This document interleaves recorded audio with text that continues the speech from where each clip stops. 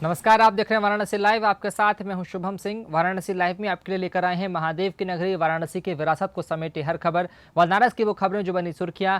हम इस बुलेटिन में कोरोना संकट के बीच राजनीति से लेकर सामाजिक सरोकार से जुड़ी हर खबर से आपको कराएंगे रूबरू।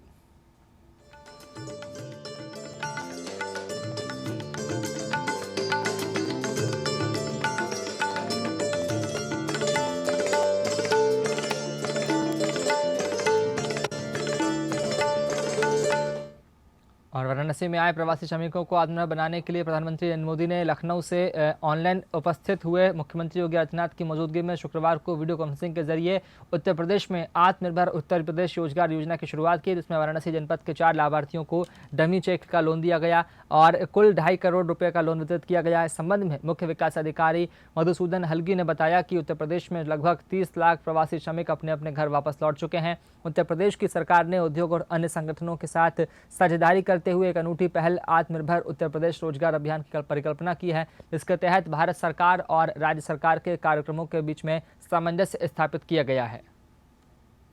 भारत सरकार द्वारा शुरू किया गया गरीब कल्याण रोजगार अभियान आज इसी शक्ति ने आत्मनिर्भर उत्तर प्रदेश रोजगार अभियान को प्रेरणा दी है।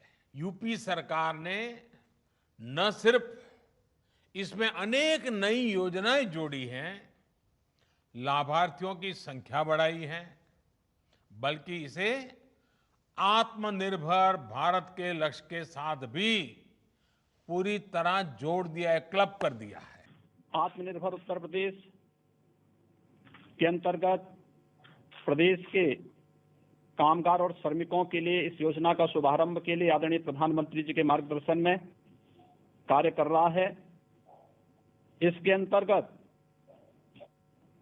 1 करोड़ 25 लाख से अधिक कामगार और श्रमिकों को रोजगार, उद्योगों में समायोजन और स्वतः रोजगार के अंतर्गत कार्य दिया जा रहा है। उत्तर प्रदेश में ग्राम्य विकास विभाग,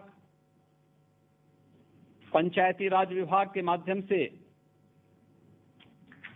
सामुदायिक शौचालय के निर्माण और प्रधानमंत्री आवास योजना के अंतर्गत आवास निर्माण के लिए, मनरेगा योजना के अंतर्गत ग्रामीण सड़कों के साथ साथ तालाबों की खुदाई के और अन्य कार्यक्रमों को आगे बढ़ाने की इस योजना में 60 लाख से अधिक रोजगार का सृजन आज के दिन पर उत्तर प्रदेश प्रारंभ कर रहा है। आज आदरणीय प्रधानमंत्री जी के कर कमलों से 4,03,000 सूक्ष्म लघु मध्यम उद्यम से जुड़ी हुई यूनिटों को 10,600 करोड़ रुपए से अधिक का ऋण का वितरण भी ऑनलाइन यहां पर प्रारंभ हो रहा है। प्रधानमंत्री जी आज ये आत्मनिर्भर उत्तर प्रदेश रोजगार योजना के तहत लॉन्च किया है उत्तर प्रदेश में, जहां पे शुरुआत तो पहले हुआ था जहां पे अधिक से अधिक लोगों को मनरेगा के तहत हमें सपोर्ट करना था और जॉब दिलाना था। आज के इसमें इंडस्ट्रीज़ को भी सपोर्ट करना शुरू हो गया है और विभिन्न विभागों द्वारा जहाँ जहाँ लोग लोन्स के लिए अप्लाई करें, जैसे कि प्रधानमंत्री एम्प्लॉयमेंट जनरेशन प्रोग्राम, जहाँ पे टूल किट भी मिल रहा है और लोन भी वितरित किया गया है, उसका शुभारंभ भी हो गया है। और जो नए हमारे जो विश्वकर्मा सम्मान योजना के तहत जो लोन मिलता है, जो भी अप्लाई करता है, उसका भी शुरुआत फिर से हो गया है, जो श्रमिकों को फोकस करते हुए। और ये जो टूल किट वितरण भी हुआ है आज लोगों को, 2 टूल किट वितरण हुआ है, उनको आइडेंटिफाई करके उनको टूल किट भी दिया गया है।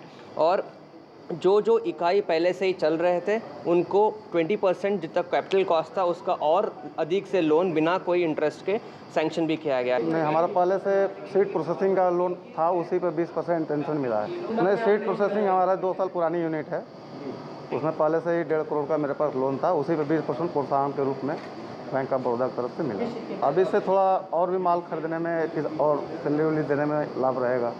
तब तक फिर 2 महीने बाद सीजन अपने आप पकड़ा जाए।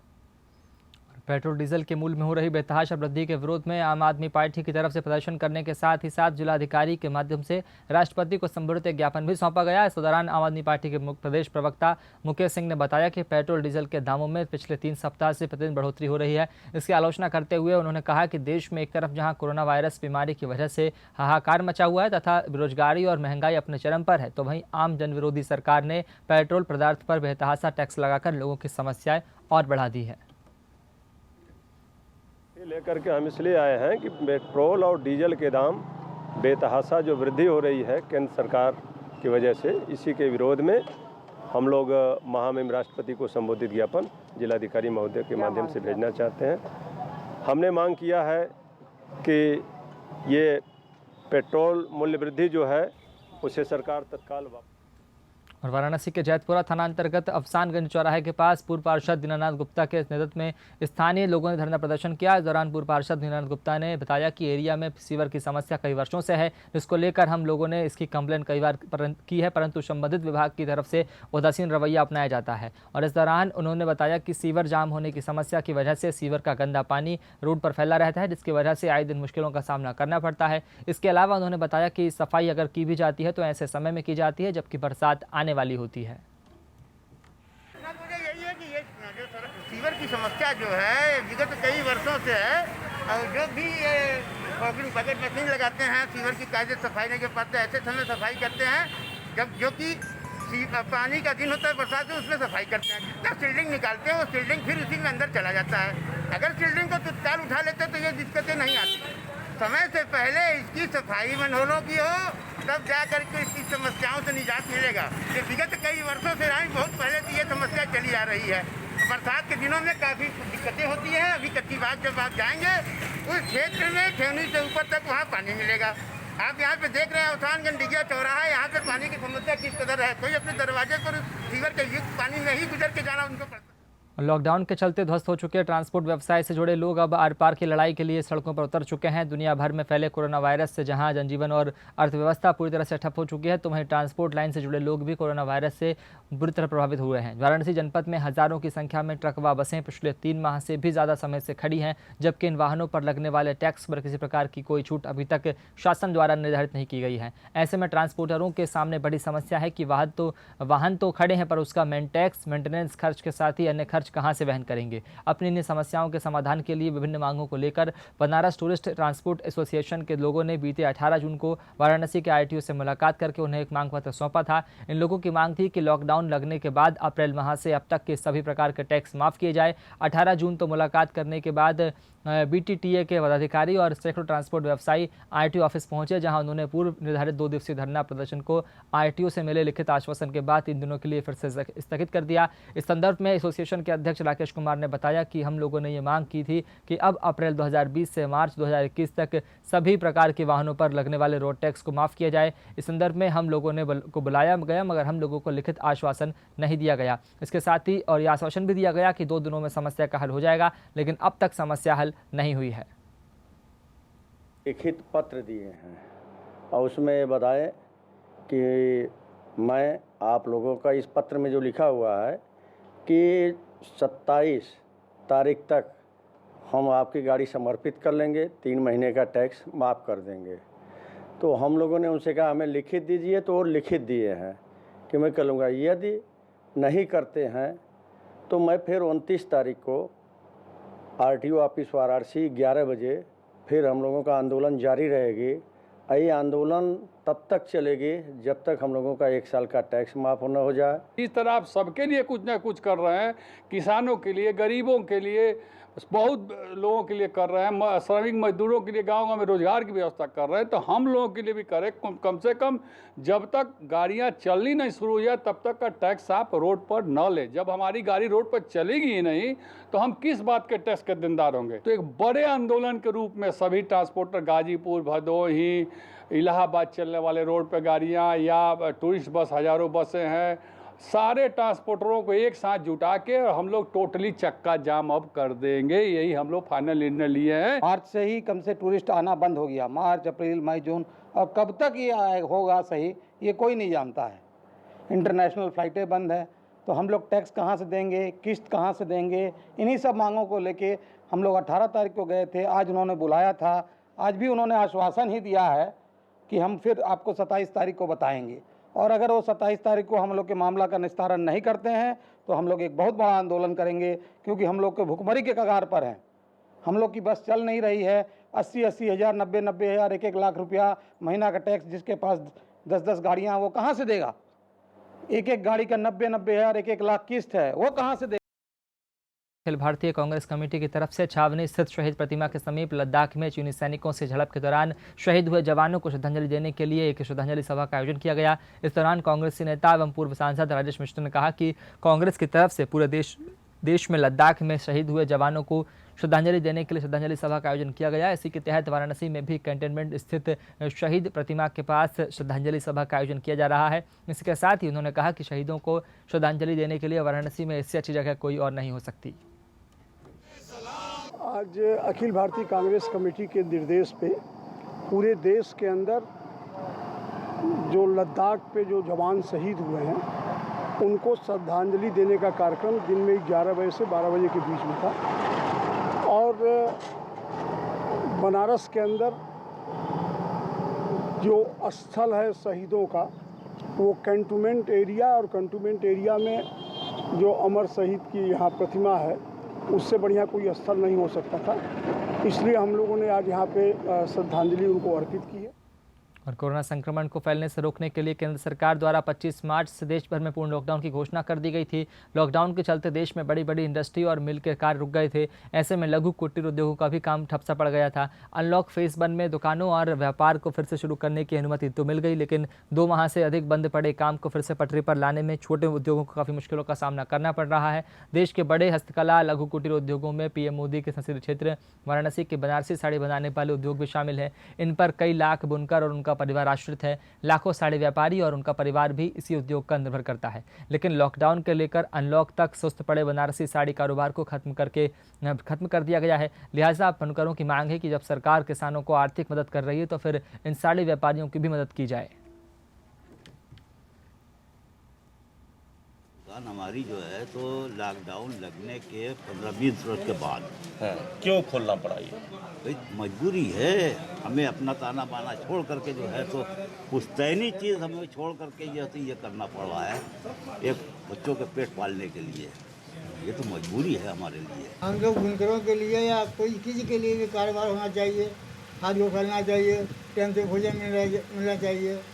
और इस वक्त ऐसा हो गया है कि जैसे ज़िंदगी बसर बुनकर कर रहे थे, हम ही नहीं तमाम बुनकर की बात कर रहा हूँ, जैसे वो ज़िंदगी को बसर कर रहे हैं, बच कर रहे हैं। हम लोग जलालपुरा में रह के जलील हो रहे हैं। कहना ये चाहते हैं, गवर्नमेंट तो बहुत सी बात का ऐलान कर रही है कि हम सहयोग कर रहे हैं, मगर हम लोग के कुछ अब तक मजदूर हैं, 4-5 लड़के हमारे यहाँ काम बंद है 3-4 महीने से और कोई सहायता नहीं। हमारी औरत का कुल्हा टूटा, ऑपरेशन हुआ, भी लॉकडाउन में अस्पताल सब हॉस्पिटल बंद हो गया और खुला है तो अब पैसा नहीं है, कहाँ से दिखाएं। बिल 11,000 की आ गई 3 महीने की। ये सब अगर गवर्नमेंट कम से कम बिल जो है तो ऊपर सहायता करे, छूट दे, बंद करे, माफ़ करे, कुछ भी करे। तमाम पब्लिक परेशान है उसके अंदर बत्ती के लिए, पैसा है नहीं, कहाँ से लोग जमा करेंगे भी। देश के अलग अलग हिस्सों में टिड्डियों का दल का प्रकोप देखा जा रहा है और इसी के क्रम में टिड्डियों के दलों ने वाराणसी में प्रवेश कर लिया था, जिसको लेकर प्रशासन ने आला अधिकारियों को अलर्ट कर दिया था। ये टिड्डी दल मिर्जापुर से आए हैं और जो कि राजा तालाब तहसील के गांव से सदर तहसील के गांव चिरई गांव ब्लॉक की तरफ जाते दिखाई दिए। इनके खात्मे को लेकर डीएम समेत पूरे अधिकारी रात भर डटे रहे। बता दें कि पिंडरा विकासखंड के आधा दर्जन गाँवों में टिड्डियों को मारने के लिए दवा का छिड़काव करने का अभियान देर रात तक शुरू हुआ और इस दौरान मौके पर पहुंचे जिलाधिकारी कौशल राज शर्मा और CDO मधुसूदन हुलगी ने अधिकारियों और कर्मचारियों को निर्देश दिए।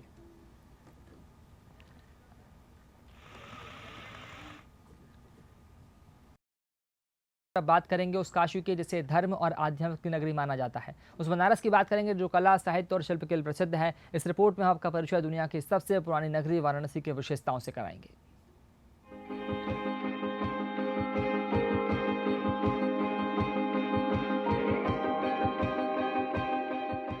हिंदू धर्म, संस्कृति और सभ्यता के केंद्र के रूप में काशी यानी वाराणसी का विशेष महत्व है। बनारस की कई विशेषताएं इसे भारत की सांस्कृतिक राजधानी बनाती हैं। पौराणिक कथाओं में अलग अलग नामों से प्रसिद्ध काशी विश्व की प्राचीनतम नगरी है।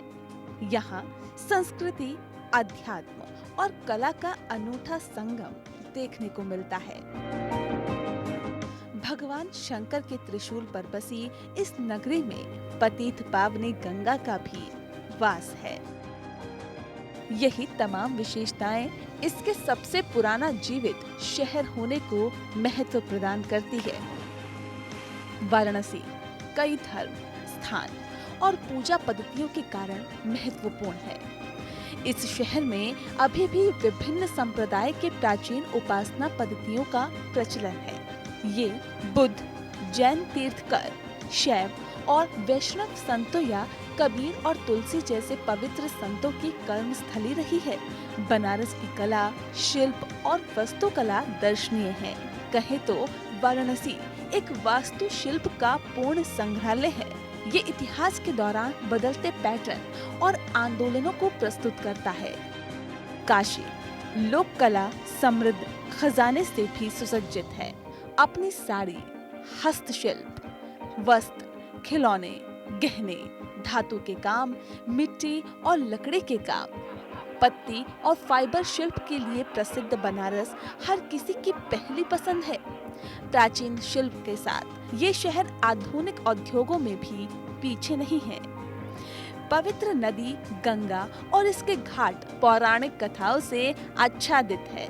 सामाजिक आर्थिक पहलुओं किंवदंतियों से ये शहर भरा पड़ा है।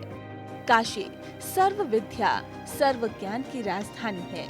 भारत में शिक्षा के प्राचीनतम केंद्र, विश्व प्रसिद्ध विद्वान और उनके लेख, विश्वविद्यालय, कॉलेज, स्कूल और मदरसे, यहाँ सब कुछ है।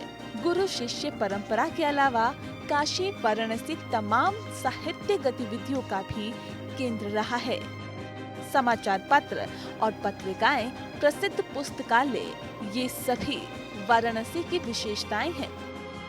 बनारस संगीत, कला, नाटक और मनोरंजन का शहर है। ये शहर अपने संगीत, परंपरा, गायन, वादन दोनों के लिए ही ख्याति प्राप्त है। बनारस घराने की अपने खुद की नृत्य और गीत परंपरा है। इसे लोक संगीत और नाटक का बहुत समृद्ध भंडारण माना जाता है। इसीलिए कहते हैं कि काशी सिर्फ एक शहर नहीं, अपने आप में संस्कृति, सभ्यता, कला, अध्यात्म और परंपरा का पूरा इतिहास है। Bureau report. और इसी के साथ फिलहाल यहाँ इतना ही। नमस्कार।